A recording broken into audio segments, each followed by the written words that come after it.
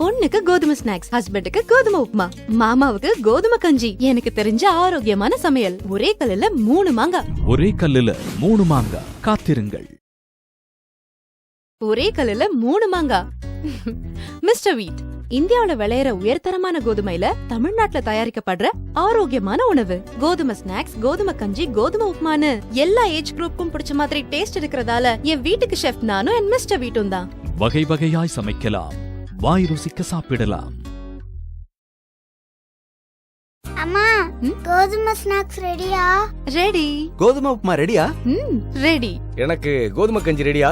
எல்லாருக்குமே ரெடி.